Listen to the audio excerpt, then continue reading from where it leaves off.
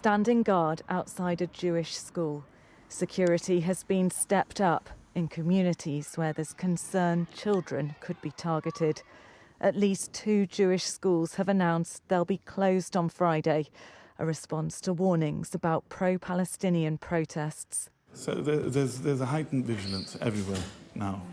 At those that will remain open, like this secondary in North London, staff have had to reassure parents who worry it's not safe. There is a feeling of anxiety. We know that there are parents who have raised concern about their children coming to school. So how have the pupils changed the way they're living their lives since the weekend? Regarding the journey, we know that our children who used to use public transport who come from out the area, and they are using taxis. The government has announced £3 million to fund extra security for Jewish sites, including schools, after a sharp rise in anti-Semitic attacks.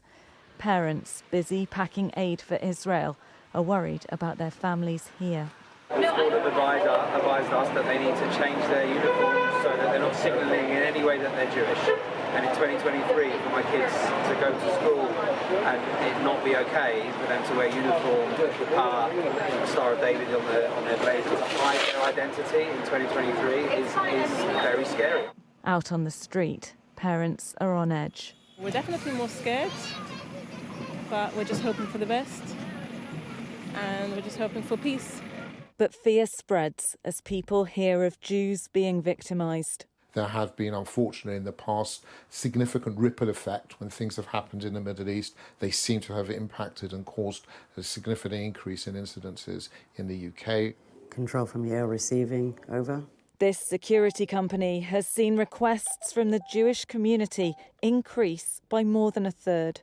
We have had calls from schools, but we've also had calls from schools that, for instance, they've had security officers on site, that they've been called back to Israel. So they've asked us to replace them on site. People are anxious for themselves and for their children. Becky Johnson, Sky News, North London.